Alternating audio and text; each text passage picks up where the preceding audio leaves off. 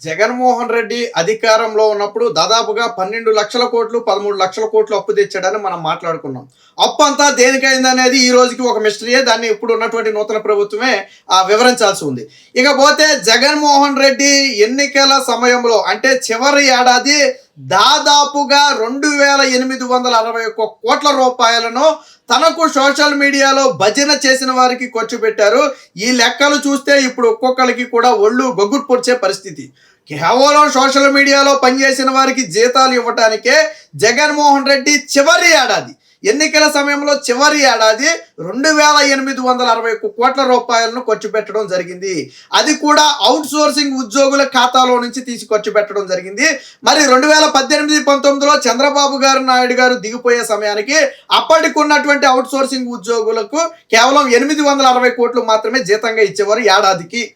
మరి జగన్మోహన్ రెడ్డి వచ్చిన తర్వాత పోనీ అదనంగా ఏమైనా ఉద్యోగులు పెరిగారంటే లేనే లేదు. మరి ఏమైనా శాలరీలు ఏమైనా ఇంక్రిమెంట్ చేశారంటే 11వ పిఆర్సీలో పెంచింది నామ మాత్రమే. ఆ 860 కోట్లు మహా అయితే 900 కోట్లు అయి ఉంటుంది, పోనీ 1000 కోట్లు అయి ఉంటుంది. మరి 2,860 కోట్లు దాదాపు 2-3 రెట్లు ఎలా పెరిగింది? ఎక్కడి నుంచి వచ్చింది అంటే జగన్మోహన్ రెడ్డి క్రియేట్ చేసినటువంటి ఒక మాయా ప్రపంచం నుంచి జీతాలు ఇవ్వడం జరిగింది. ఆ మాయా ప్రపంచం పేరే డిజిటల్ కార్పొరేషన్. ఏంటి డిజిటల్ కార్పొరేషన్ అంటే జగన్మోహన్ రెడ్డికి భజన చేయటం, వైసీపీకి పనిచేయటం, వైసీపీ సోషల్ మీడియాలో పనిచేసే కార్యకర్తలందరినీ అక్కడ కూర్చోబెట్టి వారికి రాష్ట్ర ప్రభుత్వ ఖజానా నుంచి జీతంగా ఇచ్చి అంటే రాష్ట్ర ప్రజల సొమ్మును జీతంగా ఇచ్చి జగన్మోహన్ రెడ్డికి భజన చేయించుకోవడంతో పాటు ఇటు చంద్రబాబుని, పవన్ కళ్యాణ్ని, నారా లోకేష్ని తిట్టించడంతో పాటు సమాజంలో విద్వేషాలు రెచ్చగొట్టడమే వీరి ప్రధాన పని. వారికి జీతంగా ఇచ్చిందే ఈ 2,861 కోట్ల రూపాయలు. ఎందుకు డిజిటల్ కార్పొరేషన్ అనే దానికి ఈ రోజుకి సమాధానం లేదు. మీరు ఆశ్చర్యపోతారు. గతంలో న్యాయమూర్తుల మీద పోస్టులు పెట్టిన వారికి దాదాపు 11 మంది డిజిటల్ కార్పొరేషన్ లో పనిచేసిన వాళ్ళే. అప్పుడు సిబిఐ కేసులు నమోదు చేసింది కదా, సిఐడి చేతులు ఎత్తేస్తే హైకోర్టు దాన్ని సిబిఐకి ఇస్తే సిబిఐ నమోదు చేసినటువంటి కేసుల్లో 11 మంది ఈ డిజిటల్ కార్పొరేషన్ లో పనిచేసే వాళ్ళే. అంటే సజ్జల భార్గవరెడ్డి నేతృత్వంలో జడ్జిల మీద ఇష్టానుసారంగా కోతలు కూసిన వారు, కూయించిన వారు సజ్జల భార్గవరెడ్డి అయితే కూసింది వైసీపీ పేటీఎం బ్యాచ్. సరే, శిక్ష అనుభవించింది చివరికి వైసీపీ పేటీఎం బ్యాచ్ అని అనుకోండి. వారికి సహాయం చేయటం కోసం అయినటువంటి కోర్టు ఖర్చులు మొత్తాన్ని కూడా ఈ డిజిటల్ కార్పొరేషన్ నుంచే భరించారు. వారి 11 మందిని బయటికి తీసుకురావడంతో పాటు వచ్చిన తర్వాత వారికి అప్పటికే డిజిటల్ కార్పొరేషన్లు ఇచ్చే జీతాలను 2-3 రెట్లు పెంచేశారు.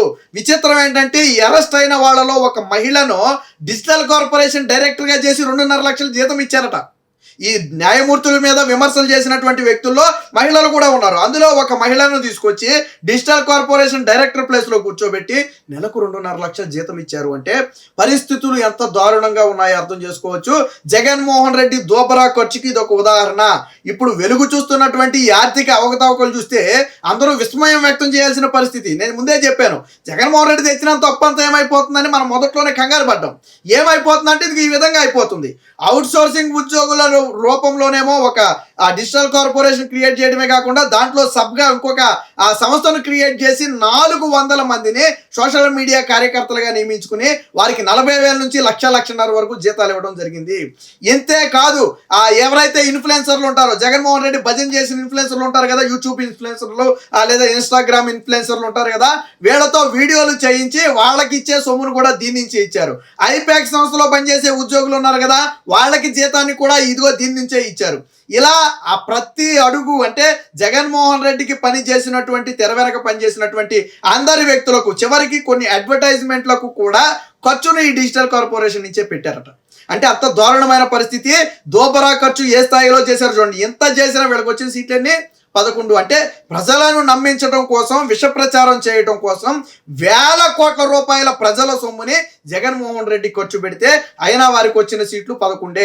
ఇప్పుడు సజ్జల భార్గవరెడ్డి పాత్ర కూడా ఇందులో ఖచ్చితంగా ఉంది. అప్పుడు డిజిటల్ కార్పొరేషన్ చైర్మన్ పదవిని ఐడ్రీమ్ యూట్యూబ్ సంస్థ యజమానైనటువంటి వాసుదేవరెడ్డి అనుకుంటా ఆయన చేతిలో పెడితే ఆయన ఇష్టానుసారం వ్యవహరించి ఇంకా గగురు పొడిచే విషయాలు ఏంటో తెలుసా? ఈ ఐడ్రీమ్ చైర్మన్ ఎవరైతే ఈ డిజిటల్ కార్పొరేషన్ చైర్మన్ ఉన్నాడో వాళ్ళ ఇంట్లో పిల్లలకి ట్యూషన్ చెప్తే ఆ టీచర్ల జీతాలను ఇందులో నుంచి ఇచ్చారంట. వైస్ చైర్మన్ ఉన్నాడు. ఆ వైస్ చైర్మన్ కూడా ఏం చేశారు, జీతాలు ఇందులో నుంచే ఇచ్చారట. వైస్ చైర్మన్ ఇంట్లో పిల్లలకు చదువులు చెప్తే వాళ్ళకి జీతాలు ఇందులో నుంచి ఇచ్చారట. నాకు తెలిసి వాళ్ళ ఇంట్లో పని వాళ్ళకేనో లేకపోతే పాలు పోసేవాడికి పేపర్ వేసే వాళ్ళకి కూడా జీతాలు నాకు తెలిసి డిజిటల్ కార్పొరేషన్ నుంచే పెట్టి ఉండొచ్చు, తెలియదు. ఎందుకంటే వాళ్ళ ఇంట్లో వాళ్ళ పిల్లలకు చదువు చెప్పే టీచర్లకు నువ్వు డిజిటల్ కార్పొరేషన్ నుంచి జీతాలు ఇచ్చావంటే ఇంతకంటే దారుణమైన పరిస్థితి ఉంటుందా? ఇంకోటి, లేని ఉద్యోగులను ఉన్నట్టుగా సృష్టించి కూడా అదనపు వసూళ్లు చేశారనేది కూడా ఇప్పుడు ఒక్కొక్కటిగా బయటకు వస్తుంది. ఇందులో 400 మందిని రిక్రూట్ చేసుకున్నప్పటికీ వీళ్ళెవరూ కూడా అందులో కనపడరు. ఎక్కడుంటారు? బయట ఎవరెవరు ఆ ప్లేసుల్లో ఉండి వాళ్ళు ఏదో సోషల్ మీడియాలో పనిచేస్తూ ఉంటారు. ఇందులో భార్యాభర్తలు కుటుంబ సమేతంగా ఉద్యోగులుగా ఉన్న వాళ్ళు కూడా ఉన్నారు. సో దీనికి డిజిటల్ కార్పొరేషన్లో ఉద్యోగం రావాలంటే నీకు ఒకటే క్రెడిబిలిటీ ఏంటి, వైసీపీకి తొత్తయి ఉండాలి, జగన్మోహన్ రెడ్డికి అనుకూలంగా పనిచేయాలి, జగన్మోహన్ రెడ్డి తా అంటే నువ్వు తందానా అనాలా. అలాంటి వాళ్ళను తీసుకొచ్చి డిజిటల్ కార్పొరేషన్లో పెట్టారు. ఇది అతి పెద్ద స్కాము. ఒక్క ఏడాదిలోనే 3,000 కోట్ల రూపాయలు జీతంగా చెల్లించడం అంటే అది కూడా లెక్కాపత్రాలు లేకుండా ఇష్టానుసారం జగన్మోహన్ రెడ్డి కోసం పని చేసిన వారికి చెల్లించడం అంటే చిన్న విషయం కాదు. 100 లక్షల రూపాయలు, 10 లక్షలు, 50 లక్షలు, కోటి రూపాయలు చిన్న చిన్న కాంట్రాక్టర్లు కోట్ల చుట్టూ తిరుగుతున్నారు. ఏళ్ల తరబడి కోట్ల చుట్టూ తిరుగుతుంటే 5 ఏళ్లలో జగన్మోహన్ రెడ్డి బిల్లులు చెల్లించలా. ఇప్పుడు నూతన ప్రభుత్వాన్ని ఇవ్వాలని వాడు వేడుకుంటున్నారు. ఇలాంటి వాటికి చెల్లింపులు చేయకుండా ఒక పక్క ప్రాజెక్టులన్నీ పడకేసాయి, నీటిపారుదల ప్రాజెక్టులు, వాటి గురించి ఏ రోజు పట్టించుకోలేదు. ఇంకో పక్క ఉద్యోగులకు 1వ తారీఖున జీతాలు లేవు, దాన్ని ఏ రోజు పట్టించుకోలేదు. మా పక్క రహదారులన్నీ గుంతలమయమైపోయాయి, జగన్మోహన్ రెడ్డి దాన్ని ఏ రోజు పట్టించుకోలేదు. దానికోసం ఎక్కడ రూపాయి ఖర్చు చేయలే. కానీ డిజిటల్ కార్పొరేషన్ పేరుతో జగన్మోహన్ రెడ్డి ఈరోజు 1,000 కోట్ల రూపాయలను మంచినీళ్ళు ప్రాయంగా ఖర్చు పెట్టారు. ఇది మొత్తం కూడా రాష్ట్ర ప్రజలు పన్నుల రూపంలో కట్టినటువంటి డబ్బులు. రాష్ట్ర ప్రజల కష్టార్జితాన్ని జగన్మోహన్ రెడ్డి సొంత విలాసాలకు, సొంత భజనకు వాడుకున్నాడు. ఐప్యాక్ దగ్గర మొదలు పెడితే నిన్న మొన్నటి వరకు ఇన్ఫ్లుయెన్సర్లతో వాడుకున్నారు కదా, వీటి వరకు కూడా చివరికి కొన్ని ప్రకటనలకు కూడా జగన్మోహన్ రెడ్డి జీతాలను ఎక్కడి నుంచి చెల్లించాడంటే ఈ డిజిటల్ కార్పొరేషన్ చెల్లించాడు.